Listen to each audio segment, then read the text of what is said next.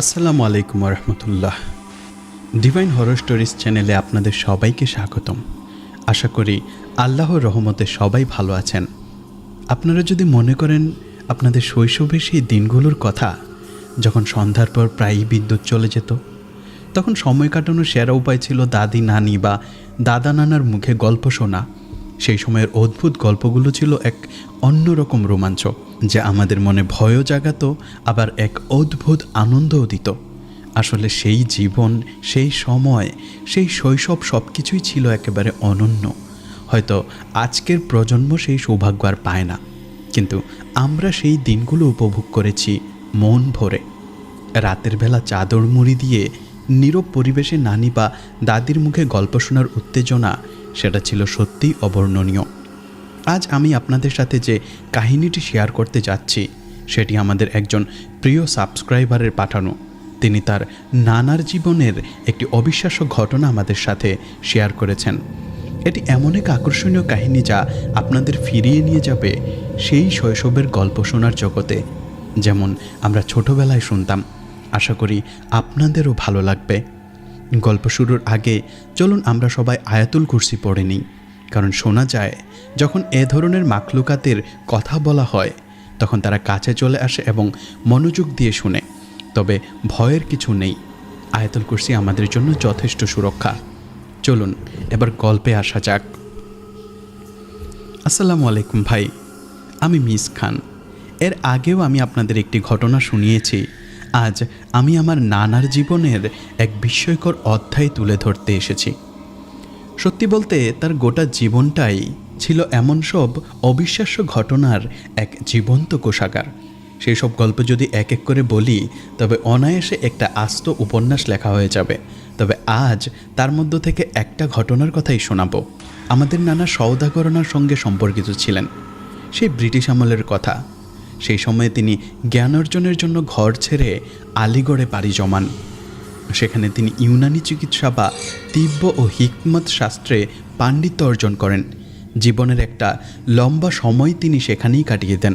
তবে আলিগড়ে থাকাকালীন কখন এবং কিভাবে যে তিনি আধ্যাত্মিকতা বা রুহানিয়াত জগতে প্রবেশ করলেন, তা এক রহস্য। কারণ আমার নানি তার জীবনে অনেক পরে এসেছিলেন। সেখানেই তাদের বিয়ে হয় এবং একে একে সন্তানেরা পৃথিবীতে আসে। আমার মায়ের অবস্থান ছিল ষষ্ঠ। পাকিস্তান ভাগের সেই উত্তাল সময়ে আমার মায়ের বয়স ছিল মাত্র 6 দিন। নানা সেই রুজি কোলের শিশুকে নিয়ে ঢাকায় চলে আসেন। ঢাকায় তিনি নিজের একটি মতাব বা চিকিৎসালয় খুলেন এবং তিব্বে নববী বা নবীজি সাল্লাল্লাহু আলাইহি সাল্লামের চিকিৎসা পদ্ধতি ও আধ্যাত্মিক সাধনার মাধ্যমে মানুষের সেবাতেই জীবন উৎসর্গ করেন। তিনি একটি বিশাল পাঠাগার গড়ে তুলেছিলেন, যা তার মৃত্যুর পর ঢাকা সরকারকে দান করে দেওয়া হয়। তার চিকিৎসালয়টিও ছিল সুবিশাল এবং সুপরিচিত। আমার নানা জ্ঞানের এমন এক স্তরে পৌঁছেছিলেন যে কথিত আছে জিনরা পর্যন্ত তার কাছে জ্ঞান লাভ করতে আসতো এবং তার শিষ্যত্ব গ্রহণ করত। প্রতিদিন সকালে তার নাস্তায় আজওয়া খেজুর পরিবেশন করা হতো, যা বিশেষভাবে মদিনা থেকে তার জন্য পাঠানো হতো। মায়ের মুখে শুনেছি সেই খেজুর তিনিও মাঝে মধ্যে খাওয়ার সুযোগ পেতেন। যাই হোক, মূল ঘটনায় আসি। মা বলতেন একদিনকার ঘটনা, এক ভদ্রলোক এলেন। তার চোখে মুখে ছিল রাজ্যের দুশ্চিন্তার ছাপ। সঙ্গে আরও কয়েকজন লোক ছিল। তিনি এসে বললেন, হাকিম সাহেব, আমি ভীষণ এক বিপদে পড়েছি। এই বিপদ থেকে একমাত্র আপনিই আমাকে উদ্ধার করতে পারবেন, আর কেউ পারবে না। নানা মুচকি হাসলেন, যেন তিনি সবটা আগে থেকে আঁচ করতে পেরেছিলেন।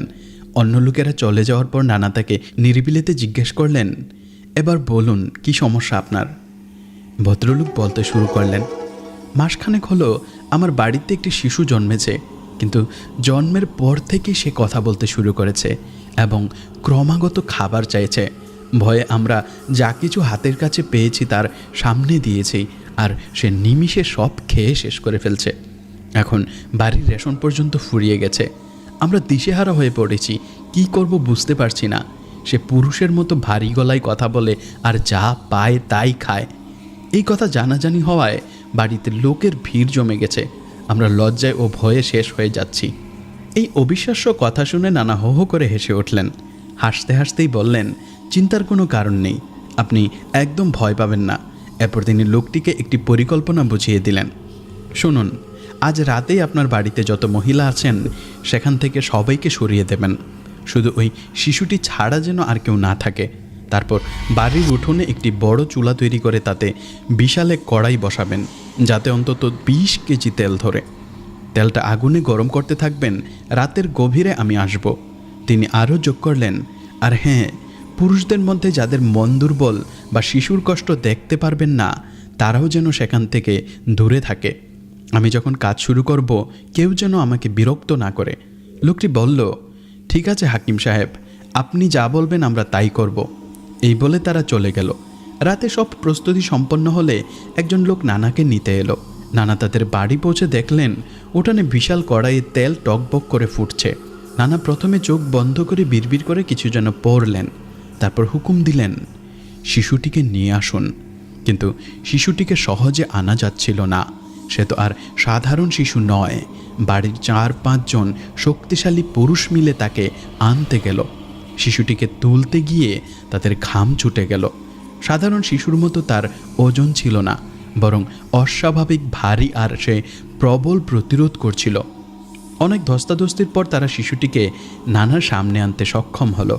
নানা এসেই শিশুটির চুলের মুঠি ধরলেন, তারপর শক্ত করে তার গলা চেপে ধরে বিড়বিড় করে কালাম পড়া চালিয়ে যেতে থাকলেন। বজ্রকঠিন স্বরে তিনি গর্জে উঠলেন, এখন বল, তুই কোথা থেকে এসেছিস, এখানে কি চাস, আর আসল শিশুটিই বা কোথায়? কিন্তু সে কিছুতেই মুখ খুলল না। নানা বললেন, ঠিক আছে, সোজা কথায় যখন মানবি না, তখন এই গরম তেলেই তোকে আমি ডুবিয়ে মারব। এই বলে তিনি শিশুটির পা ধরে ফুটন্ত তেলের দিকে এগিয়ে গেলেন। তেলে পা ডুবানোর সঙ্গে সঙ্গে এক বিকট পুরুষালী আর্তনাদ বেরিয়ে এলো, যা শুনে উপস্থিত সকলের বুকের রক্ত হিম হয়ে গেল। শিশুটির বাবা এই দৃশ্য দেখে অস্থির হয়ে উঠলেন, কিন্তু অন্য একজন তাকে ধরে রাখল এবং ইশারায় মনে করিয়ে দিল, এটা আপনার সন্তান নয়। নানা আবার গর্জে উঠলেন, এখনও যদি সত্যিটা না বলিস, তাহলে তোকে আমি পুরোপুরি পুড়িয়ে ছাই করে ফেলব। এবার সে আর সহ্য করতে পারল না। যন্ত্রণায় কাতর হয়ে বলল, ঠিক আছে, আমি সব বলছি, আমাকে আর পোড়াবেন না। সে বলতে শুরু করলো, একদিন আমি আমার পরিবার নিয়ে আকাশপথে উড়ে যাচ্ছিলাম। তখন নিচে এই মহিলাকে উঠোনে শুয়ে থাকতে দেখি। আমি তার গর্ভের দিকে তাকালাম এবং দেখলাম একটি শিশু কত শান্তিতে, কত আরামে সেখানে ঘুমাচ্ছে। সেই দৃশ্য দেখে আমার মনে তীব্র ইচ্ছা জাগলো, যদি আমি ওর জায়গায় এভাবে শান্তিতে শুতে পারতাম। তখন আমি শিশুটিকে তার মায়ের পেট থেকে বের করে আমার স্ত্রীর হাতে দিয়ে বললাম, ওকে আমাদের বাড়ি নিয়ে যাও। আর আমি তার জায়গায় শিশু সেজে গর্ভে ঢুকে পড়লাম। প্রায় 1.5 মাস আমি এভাবেই এই মহিলার গর্ভে ছিলাম। নানা সব শুনে বললেন, আসল শিশুটি কোথায়? সে বলল, আমার স্ত্রীর কাছে, আমাদের বাড়িতে আছে। সে সম্পূর্ণ সুস্থ এবং ভালো আছে। নানা কঠোর স্বরে আদেশ দিলেন, তুমি ভুল করেছ। একজন মানুষকে এভাবে কষ্ট ও বিরক্ত করা, তার শিশুকে নিয়ে তোমার জায়গায় নিয়ে যাওয়া। এখন তুমি তোমার স্ত্রীর কাছে গিয়ে বলো যে শিশুকে নিয়ে আসুক এবং তার গোত্রের লোকদের ডাকুক। তাহলে আপনি জানেন যে মানসিকভাবে তাদের মধ্যে সম্পর্ক থাকে। নানা যখন আবার তাকে কড়াইতে ডুবানোর চেষ্টা করলেন, তখন সে বলল, ঠিক আছে, আমি ডাকছি। তারপর শিশুটিকে নিয়ে এলো। যখন তারা শিশুকে নিয়ে এলো, তখন যত লোক সেখানকার সবাই তাদের মুখের দিকে হা করে তাকিয়েছিল। এটি কি? নানা তাদের থেকে শিশুটিকে নিয়ে তার বাবাকে ধরালেন এবং তারপর তাকে বললেন, আমি তোমাকে ছাড়ব না, আমি তোমাকে সম্পূর্ণ শাস্তি দেব এবং গোত্রের সকলকে বলছি যে আমার জীবিত থাকা অবস্থায় এখানে কাউকে এভাবে বিরক্ত করলে আমি পুরো গোত্রকে পুড়িয়ে ছাই করে দেব। এরপর নানা তাকে ধরে তেলে ডুবিয়ে দিলেন। তেলে ডুবানোর সাথে সাথে পুরো কড়াই কাকের পায়ে ভর্তি হয়ে গেল এবং একটি অদ্ভুত গন্ধ আসতে লাগলো। তারা মাফ চাইতে লাগলো যে না, তারা ভবিষ্যতে এমন কিছু আর করবে না, এবং তারা সেখান থেকে চলে গেল। তখন নানা তাদেরকেও উপদেশ দিলেন যে ভবিষ্যতে তাদের বউ বাচ্চাদের যেন এভাবে প্রকাশ্যে ছাদে শুয়ে থাকতে না দেখা যায়। সেই শক্তিশালী জিনরূপী শিশুটির ঘটনার পর নানা বাড়ি ফিরে এলেন এবং জীবন আবার স্বাভাবিক গতিতে চলতে লাগলো। তার মাতাব্বা চিকিৎসালয়ে আগের মতোই মানুষের আনাগোনা লেগে থাকতো। সেই সময় তার চিকিৎসালয়ে এক বোবা মানুষ থাকতো। সে জন্ম থেকেই কথা বলতে পারত না। সে ছিল এক আল্লাহর পাগল গোছের মানুষ। নিজের খেয়ালে চলতো। কেউ ভালো কাপড় পরিয়ে দিলে সেটাও ছিঁড়ে ফেলে দিত। সবসময় ময়লা মেখেই গায়ে ঘুরে বেড়াতো। সেদিন নানা যখন ওই পরিবারটিকে বিপদ থেকে উদ্ধার করলেন, তখন এই বোবা লোকটি সামনে দাঁড়িয়েই সব কিছু দেখছিল। নানা তাকে কাছে ডাকলেন। লোকটি ইশারায় বোঝানোর চেষ্টা করলো যে আমি নাপাক, আমার শরীর আর কাপড় চোপড় ময়লা। কারণ নানার চিকিৎসালয়ের খুব কড়া নিয়ম ছিল। কোনো অপবিত্র অবস্থায় কেউ এখানে প্রবেশ করতে পারত না। কথিত আছে এমন করলে জিনেরা তাকে তুলে বাইরে ফেলে দিত। এই প্রসঙ্গে আরেকটি কথা বলে রাখি, নানার আধ্যাত্মিক সাধনার কারণে তার জিন শিষ্যও ছিল। অনেকেই নানার ছবি গোপনে তোলার চেষ্টা করত, এমনকি দেয়ালে ফুটো করে ক্যামেরাও লাগিয়ে দিত। কিন্তু সেই জিন শিষ্যরা এসে নানাকে সব জানিয়ে দিত। নানা তখন তাদের বলতেন, তাহলে তোমরা কোন রোগের দোয়া চাও? এরপর সেই জিনেরা এসে ক্যামেরার সামনে দাঁড়িয়ে যেত। ফলে নানার ছবি আর ক্যামেরায় উঠত না। যাই হোক, সেই বোবা লোকটির কথায় ফিরে আসি। নানা তাকে জোর করে ভেতরে ডাকলেন এবং নিজের আসনে বসাতে চাইলেন। লোকটি কিছুতেই রাজি হচ্ছিল না, বারবার ইশারায় বলছিল আমি খুব ময়লা। নানার পাঠাগারটি ছিল বিশাল, অসংখ্য বইয়ে ঠাসা। আমার বইয়ের প্রতি বরাবরই ভীষণ ঝোঁক। তাই ভাবি, ইস, নানা সময়ে যদি জন্মাতাম। তখন আমার মাও খুব ছোট, বয়স হবে 6 কি 7 বছর। নানা তখন সেই বোবা লোকটিকে তার আসনে বসালেন। তারপর বললেন, তোমার জিভ বের করো। লোকটি অবাক হয়ে জিভ বের করলো। নানা তখন কিছু একটা পড়ে তার জিভে একটি ওষুধ লাগিয়ে দিলেন। আর আশ্চর্য, ওষুধ লাগানোর সঙ্গে সঙ্গেই সেই জন্ম বোবা লোকটা কি পরিষ্কার স্বরে বলে উঠল, পীর সাহেব বলে ডেকে উঠল এবং নানার পায়ে লুটিয়ে কাঁদতে শুরু করলো। নানা তাকে ধরে তুলে বললেন, চুপ, কিছু বলবে না, এটা আল্লাহর কেরামত, তারই হুকুমে হয়েছে। আমি তো কেবল হুকুম পালন করেছি মাত্র। সব প্রশংসা একমাত্র আমার আল্লাহর। এরপর থেকে সেই লোকটি সম্পূর্ণ সুস্থ হয়ে যায় এবং জীবনের শেষ দিন পর্যন্ত নানার আশেপাশে থেকেই সেবা করত। এই ঘটনা দেখে সবাই অবাক হয়ে গিয়েছিল যে একজন জন্মবোবা মানুষ কিভাবে কথা বলতে শুরু করলো। কিন্তু এত অলৌকিক ক্ষমতার মাঝেও নানার জীবনে এক গভীর বিষাদের ছায়া নেমে আসে। আমাদের এক বড় খালার প্রসবকালে তার মৃত্যু হয়।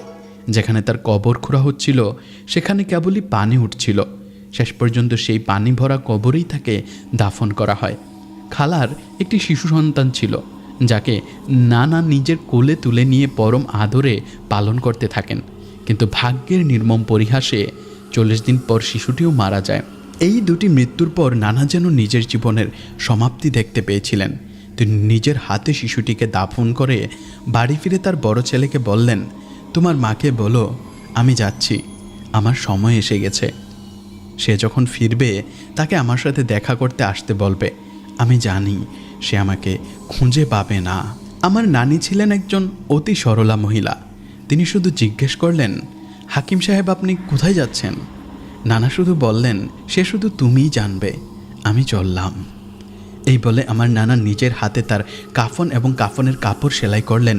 নিজের সমস্ত জিনিসপত্র একটি ব্যাগে গুছিয়ে সৌদার উদ্দেশ্যে বের হয়ে পড়লেন। সৌদার একটি এলাকা আছে যার নাম মদিনান। সম্ভবত উচ্চারণে ভুল হতে পারে। আজও সেখানে তার মাজার রয়েছে। নানা সেখানে পৌঁছে একটি হোটেলে থাকতে শুরু করলেন। একদিন একটি ঘটনা ঘটল। সেই পুরনো দিনে মানুষের কাছে চামড়ার একটি হাত ব্যাগ থাকতো, যেখানে তারা দরকারি কাগজপত্র ও টাকা রাখত। নানা সেই ব্যাগটিকেও চুরি করে নিয়ে যায়। এতে নানা চিন্তিত হয়ে পড়লেন। চিন্তাটা তার টাকার জন্য ছিল না, বরং অন্য কারণে ছিল। তিনি হোটেলের মালিক ও আশেপাশের লোকদেরকে ডেকে বললেন, আমার ব্যাগটি চুরি হয়ে গেছে। একথা শুনে সবাই বলা বলি করতে লাগলো, হাকিম সাহেব মিথ্যা অভিযোগ করছেন, আমাদের মধ্যে চোর আসবে কোথা থেকে?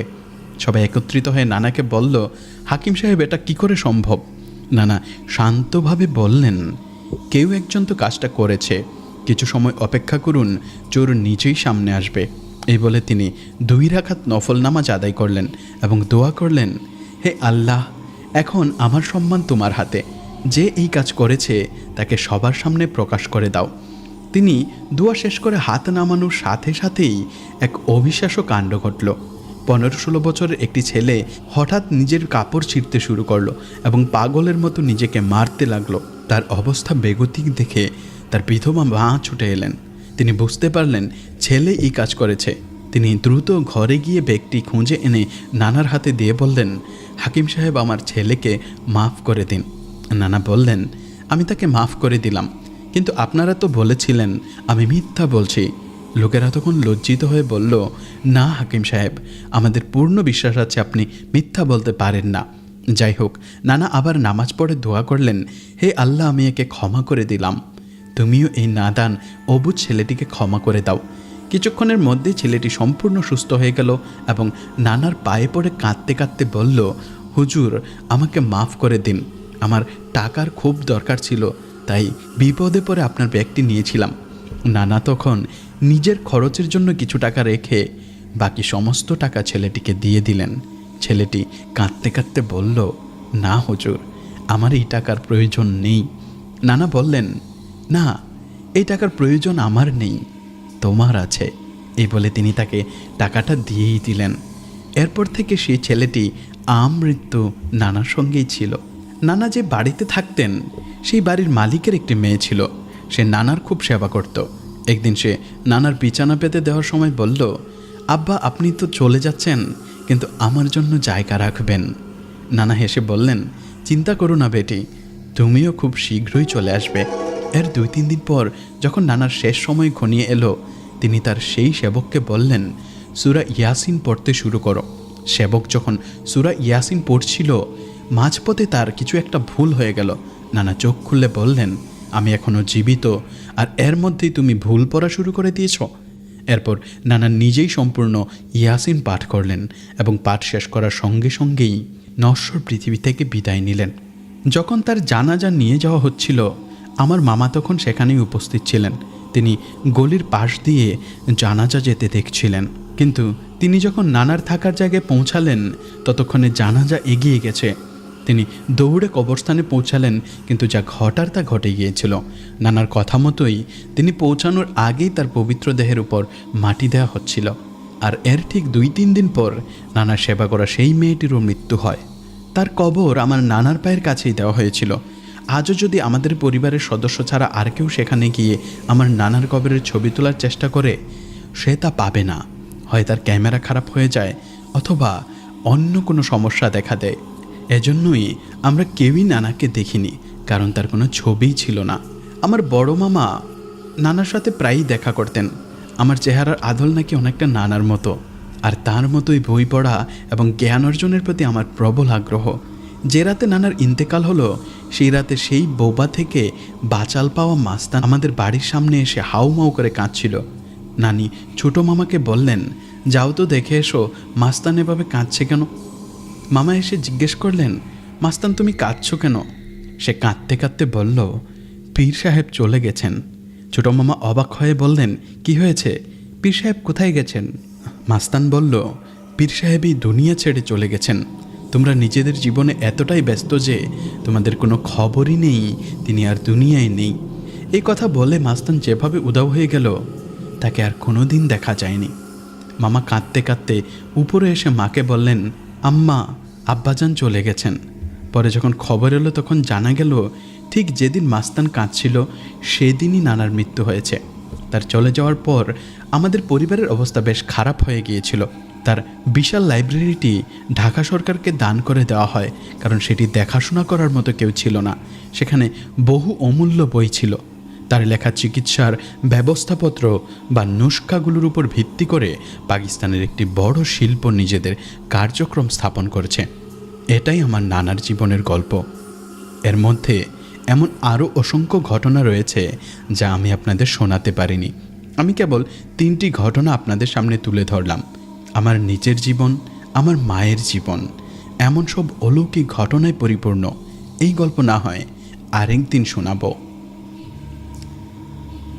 চলুন আরেকটি গল্পে প্রবেশ করা যাক। আসসালামু আলাইকুম ভাই, আশা করি ভালো আছেন।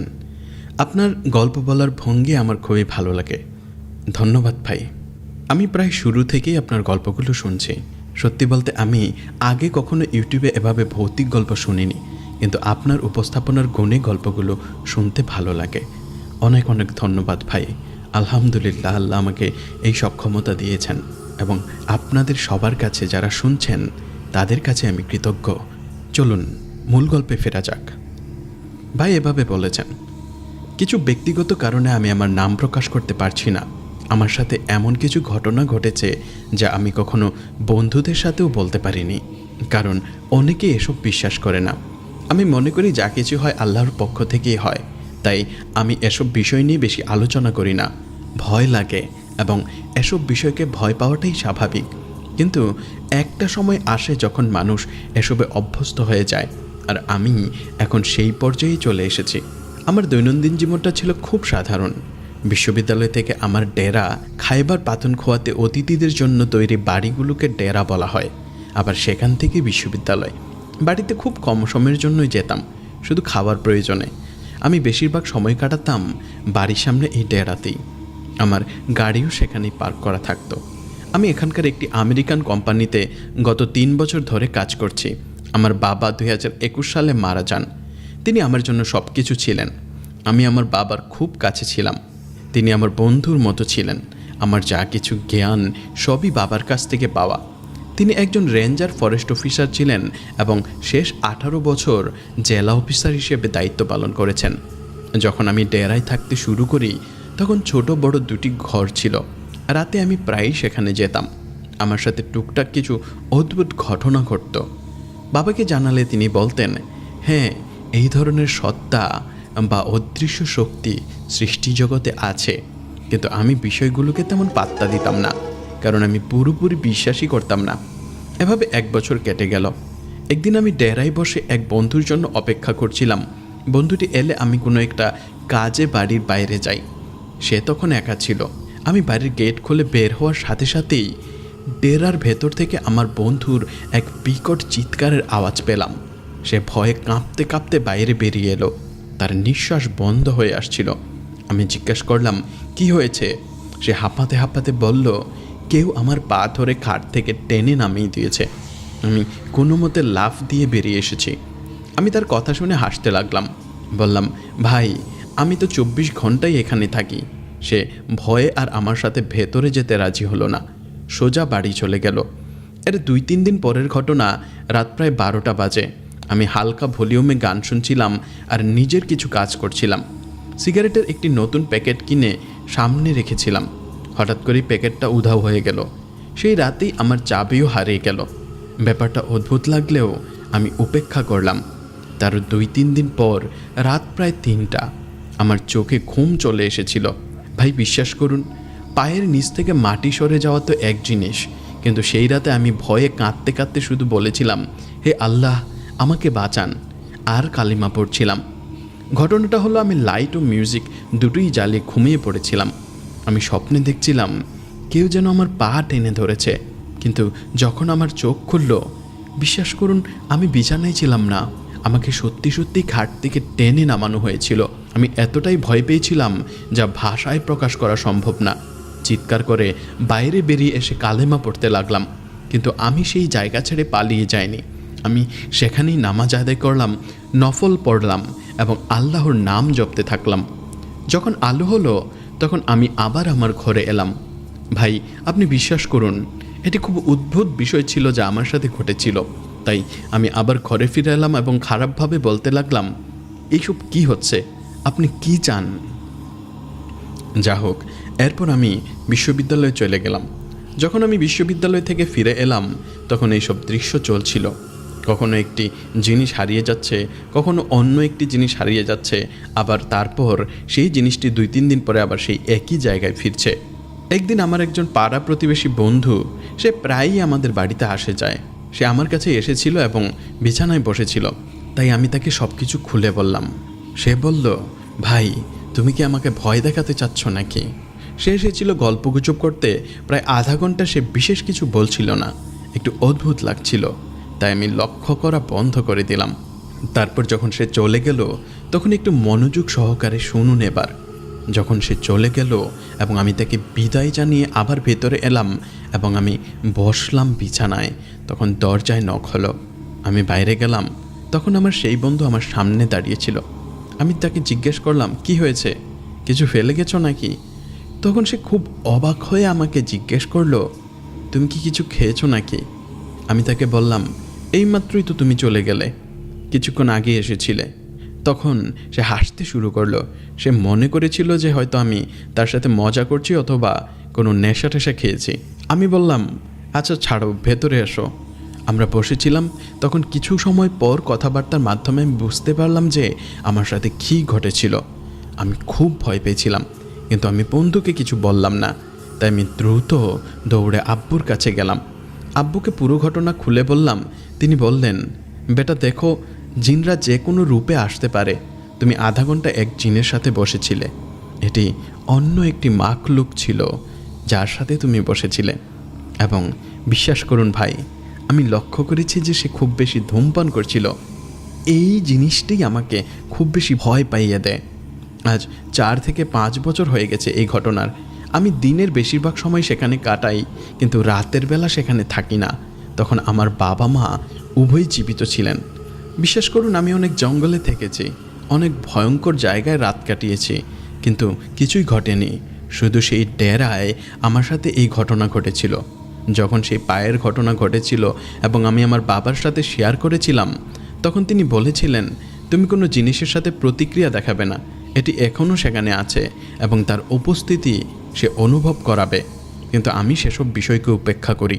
এটি ছিল আমার ছোট্ট ঘটনা। যদি আপনার ভালো লাগে তবে শ্রোতা বন্ধুদের সাথে প্লিজ শেয়ার করুন। আমি আপনার সাথে আরও আমার গল্প শেয়ার করব।